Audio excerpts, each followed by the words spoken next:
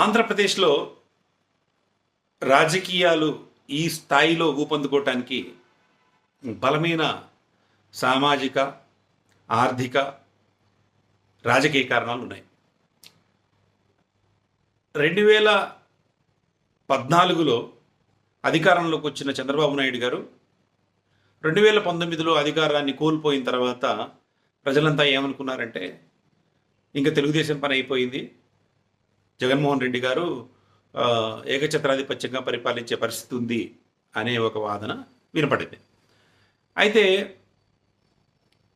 ఆ వాదనని నిజం చేసేలా కూడా తెలుగుదేశం పార్టీలో ఒక రకమైన నిస్తేజం, తెలుగుదేశం శ్రేణులు కొంతమంది చాలా అనూహ్యమైన రీతిలో అధికార పార్టీతో చేతులు కలపడం, అట్లా జరిగిన పరిణామాలు చాలా తెలుగుదేశం పార్టీ, ఒక మహోన్నతమైన తెలుగుదేశం పార్టీని కుంగదీసేలాగా ఉన్నాయి. ఆ పరిస్థితుల్లో ఒక వ్యక్తి తెలుగుదేశం పార్టీకి ఒక ఆశాకిరణంగా కనిపించారు.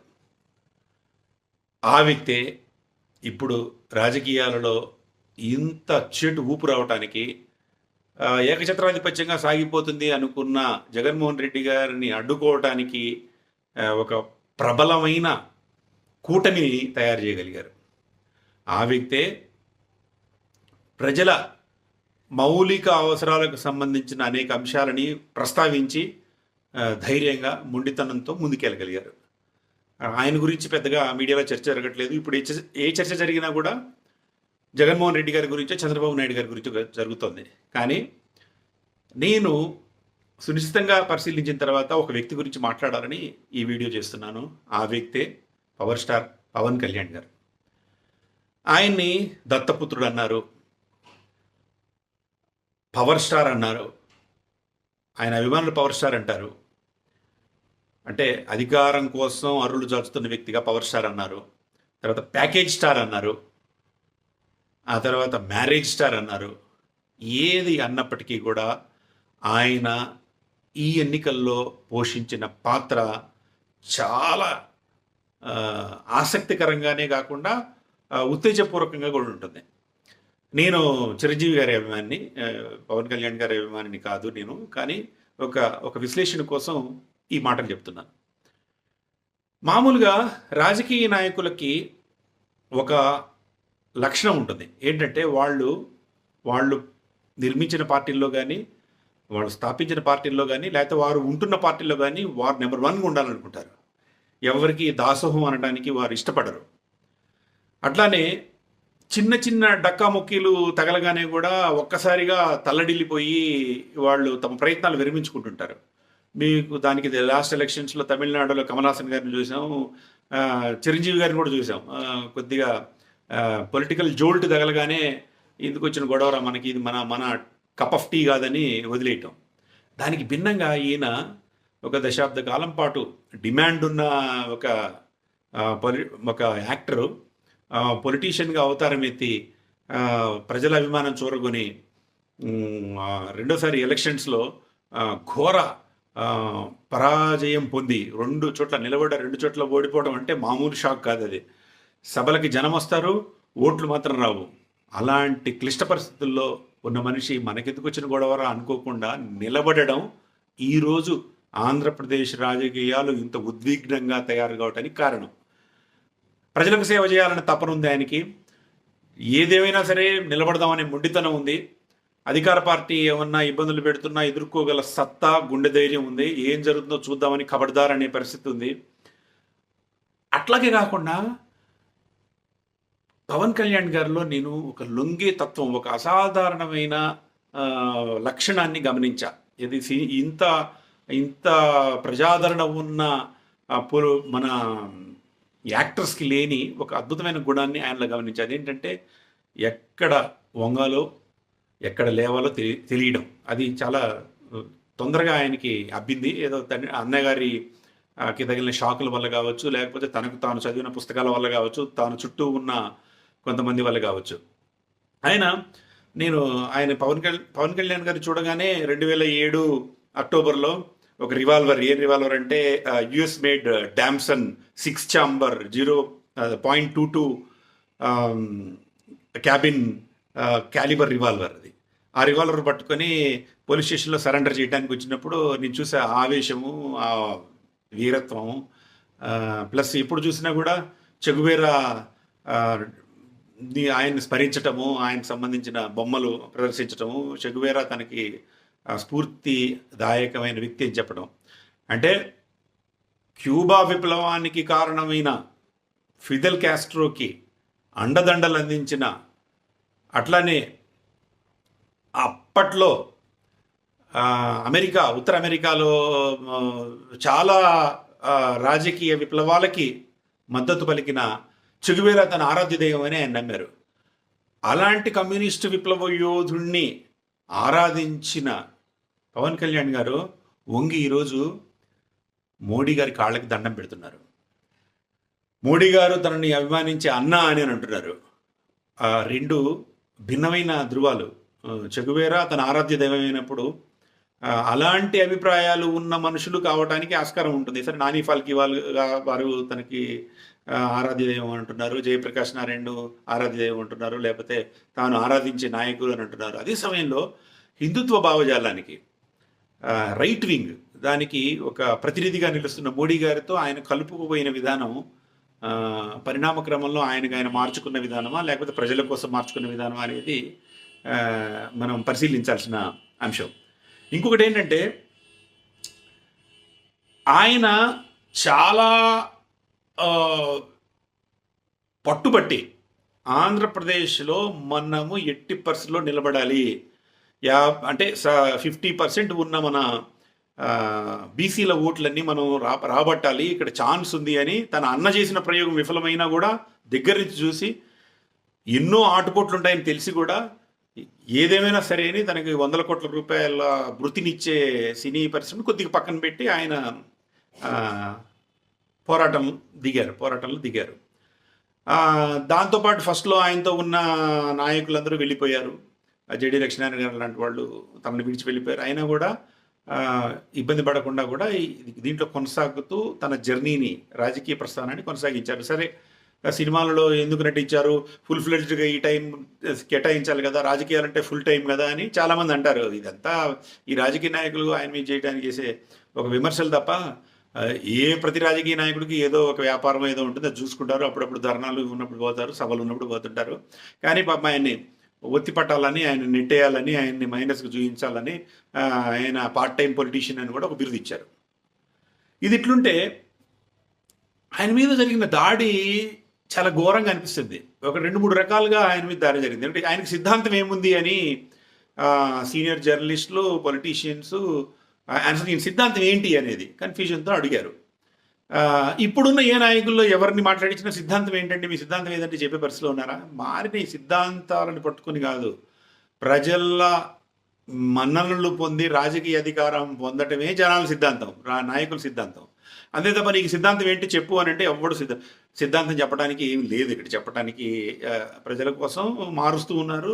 ప్రతి ఒక్కళ్ళు పార్టీలు మారుతున్నారు. సిద్ధాంతాలు మారితేనే కదా పార్టీలు మారేది. ప్రజల మనసులు చూరగొని అధికారమే పరమావధిగా పనిచేయటమే ఈరోజు సిద్ధాంతం. ఈయన్ని మాత్రం నీ సిద్ధాంతం ఏంటి చెప్పు అని ఒక విచిత్రంగా అనిపించింది. ఏంటంటే, మొన్న పిఠాపురంలో ఆయన పోటీ చేసినప్పుడు నా తమ్ముడిని గెలిపించండి అని చిరంజీవి గారు ఒక వీడియో విడుదల చేశారు. విడుదల చేసిన సందర్భంగా కొమ్మినేని శ్రీనివాసరావు గారు, అంటే మాజీ ఈనాడు జర్నలిస్టు, ఇప్పుడు సాక్షిలో ఉన్నారు, వారు ఏమంటే చిరంజీవి గారు అసలు మీ తమ్ముడి సిద్ధాంతం ఏంటి చెప్పమనండి, ఆయన సిద్ధాంతం ఏంటి చెప్పమనండి అని అంటున్నారు. ఇది ఆయన్ని కార్నర్ చేయడానికి, సరే సాక్షి యాజమాన్యాన్ని ఖుషి చేయడానికి అలాంటి విద్య బాగా తెలిసిన జర్నలిస్టులు చేసే పని అది. సిద్ధాంతం ఏముంది, ఏదో ప్రజల కోసం ఆయన చేస్తున్నాడు, బాగా చేస్తున్నప్పుడు బాగా చేస్తున్నాడని చెప్పటము అంతే తప్ప టీవీ స్టూడియోలో కూర్చొని ఏదో పదవులు వస్తాయనో లేకపోతే ప్రయోజనాలు వస్తాయనో పిచ్చి పిచ్చికి వాగే వాళ్ళందరూ కూడా ఇన్ని మైనస్ చేశారు. ఓకే, ఇది పార్ట్ ఆఫ్ ద గేమ్. రెండోది ఏంటంటే, ఆయన వ్యక్తిగత జీవితం మీద జరిగిన దాడి అంతా ఇంత కాదు. ఇట్లా రాజకీయాల్లోకి వచ్చిన చాలామంది అక్రమ సంబంధాలు పెట్టుకునో లేకపోతే పిచ్చి పిచ్చి వ్యవహారాలు చేసో ఏకపత్ని వ్రతుడిగా ఉండకుండానో అట్లాంటివి చాలా జరిగినాయి. చాలామంది ఈ జగన్మోహన్ రెడ్డి గారి ప్రభుత్వంలో ఉన్న కొంతమందే వీడియోలో చిక్కిపోయారు. అంటే నేను అనేది ఒక జగన్మోహన్ రెడ్డి గారనే కాదు, ఏ పార్టీలో ఉన్న వాళ్ళు కూడా వ్యక్తిగత దూషణకి దిగటం కరెక్ట్ కాదని నా ఉద్దేశం. ఈయన 5 సంవత్సరాలకు ఒకసారి భార్యలను మారుస్తున్నాడు, ఇలాంటి వాళ్ళకి ఏం సందేశం ఇస్తున్నాడు ఈయన అని జగన్మోహన్ రెడ్డి గారు కూడా అన్నారు. అయితే ఇది కరెక్టో కాదో ఎవరి విచక్షణకు సంబంధించింది వాళ్ళకి వదిలేయటమే. ఎందుకంటే తను పెళ్లి చేసుకున్న వాళ్ళకి విడాకులు ఇచ్చి ఆయన పెళ్లి చేసుకోవటం మీద జరిగింది. అది దాని మీద ఏమన్నా అన్యాయాలు జరిగితే మాట్లాడటం మంచిది, కానీ అదే పనిగా ఆయన వ్యక్తిగత జీవితాన్ని తోడడం అనేది అంత కరెక్ట్ కాదేమో. ఎందుకంటే ప్రస్తుత రాజకీయ వాతావరణంలో మేధావులు, విద్యావంతులు రాజకీయాలకు దూరమై బాగా ధనికులైన వాళ్ళ చేతిలో ఇది పెట్టేయటం వల్ల, వాళ్ళకి స్పేస్ ఇవ్వటం వల్ల ఏమైందంటే ఇప్పుడున్న రాజకీయాల్లో ప్రశ్నించే గొంతుకులు లేవు. ప్రశ్నించటం అనేది ఒక పెద్ద గొప్ప విషయం అయిపోయింది. అధికారంలోకి ఎవరైనా రాగానే వాళ్ళు ప్రశ్నించే గొంతుకుల్ని ముందు నలిపేసి వాళ్ళు అధికారాన్ని కొనసాగిస్తున్నారు. అలాంటి వాతావరణంలో ప్రశ్నించే గొంతుగా సినీ పరిశ్రమ నుంచి వచ్చిన ఆయన హాయిగా సుఖంగా చల్లగా ఏసీ గదుల్లో ఉండకుండా ప్రశాంతంగా తనకు వచ్చే ఆదాయాన్ని వదులుకొని ఏదో చేయాలనుకుంటున్నాడు. కాబట్టి ఆయన స్పేస్ ఆయనకి ఇచ్చి ఆయన చెప్పదలుచుకుంది ఆయనకి ఇస్తే సరిపోతుంది. అంతే తప్ప మాటి వ్యక్తిగత దోషంలో దిగటం బాగలేదు. అయినా కూడా ఆయన తట్టుకొని ముందుకు వచ్చి నిలబడ్డారు. సరే, 21 స్థానాల్లో ఆయన పోటీ చేశారు. ఇక్కడ కూడా తగ్గటం అవసరము అని తెలుసుకొని ఆయన తగ్గిన విధానం కూడా హర్షణీయమని చెప్పొచ్చు. ఎందుకంటే కాపులు అధికంగా ఉన్న ఒక రాష్ట్రంలో స్వల్ప సంఖ్యాకులైన కమ్మ సామాజిక వర్గానికి చెందిన తెలుగుదేశం పార్టీకి అన్ని సీట్లు వదిలేసి తను మాత్రం 21 చోట్లనే పోటీ చేయటం మామూలు విషయం కాదు. అంత పెద్ద సినిమా పరిశ్రమ తెచ్చి ఇచ్చే అహంకారాన్ని వదిలేసి, అభిమానులు రోజు ఈలలు కొట్టి ఇచ్చే కిక్కును వదిలేసి, ప్రాక్టికల్గా మన బలం ఎంత మనం చూసుకుందాము, ముందు అధికారంలోకి రావడానికి ఏం చేయాలో అది చేద్దామని చాలా ఓపికగా తక్కువ సంఖ్యలో సీట్లు తీసుకోవడం అనేది ఒక మంచి ఎత్తుగడగా చెప్పవచ్చు. పీఠాపురంలో సరే వంగా గీత గారి నుంచి గట్టి పోటీ ఎదుర్కొన్నప్పటికీ కూడా గెలిచే పరిస్థితి కనిపిస్తోందని అంటున్నారు. ఏదేమైనా కావచ్చు, గెలిచినా గెలవకపోయినా పవన్ కళ్యాణ్ గారు ఇంకొక 5 ఏళ్ళు మాత్రం అది రాజకీయాల్లో ఉండే అవకాశం కనిపిస్తుంది. ఎందుకంటే ఆయన పార్టీ వాళ్ళు కొంతమంది గెలుస్తారు, ఆయన గెలుస్తారు, ఆయన పార్టీ వాళ్ళు గెలుస్తారు, తెలుగుదేశం అధికారంలోకి రావచ్చు, లేకపోతే వైఎస్ఆర్సీపీ అధికారంలోకి రావచ్చు, ఏదైనా జరగచ్చు. ఆ స్పెక్యులేషన్ జోలికి వీళ్ళు గెలవాలా వాళ్ళు గెలవాలని చెప్పడం జోలికి నేను పోదలుచుకోలే. నేను చెప్పదలుచుకుంది ఏంటంటే, పవన్ కళ్యాణ్ గారు లాంటి ఆవేశం ఉన్న ఒక వ్యక్తి, సమాజానికి ఏదో చేయాలన్న తపన వ్యక్తి రాజకీయాల్లో ఉండేలా వాళ్ళందరూ కూడా ప్రయత్నం చేస్తే బాగుంటుంది అని నేను రాజకీయ హననం చేయాల్సిన అవసరం లేదు. Let him continue. అయితే ఈయన ముందున్న ప్రత్యామ్నాయాలు ఏమిటి? పవన్ కళ్యాణ్ గారు గెలిస్తే ఏదో డిప్యూటీ సీఎం అవుతారని అంటున్నారు, లేకపోతే ఏదో ఇంకేమైనా మంచి పదవులు వస్తాయి అనుకుంటున్నారు. అక్కడ నిజమైన పరీక్ష స్టార్ట్ అవుతుంది. ఇప్పటిదాకా ముగ్గురు లీడర్స్ ఎలక్షన్స్ స్టార్ట్ అయ్యేదాకా కూడా ఎన్డీఏలో 3 లీడర్స్ వచ్చారు. ఎవరు?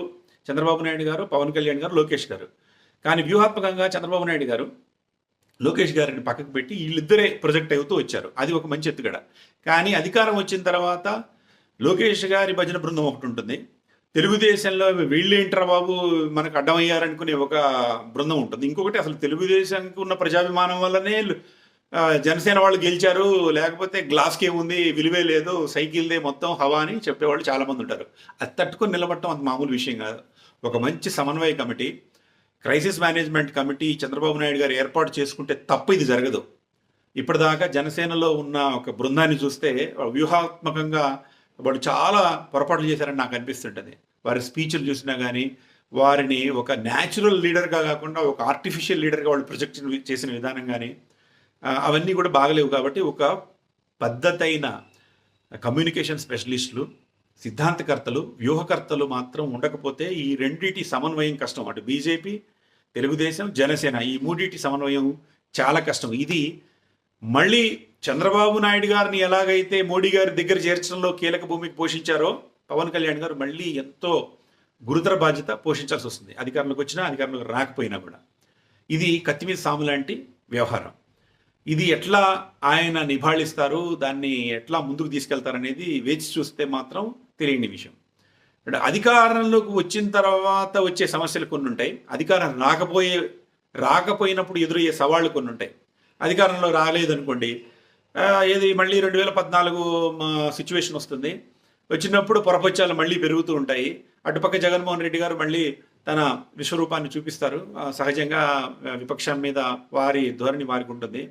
అప్పుడు ఎట్లా మెలగాలనేది కూడా పవన్ కళ్యాణ్ గారి సమర్థతని, నాయకత్వ లక్షణాలని వెల్లడించే అంశాలుగా ఉంటాయి.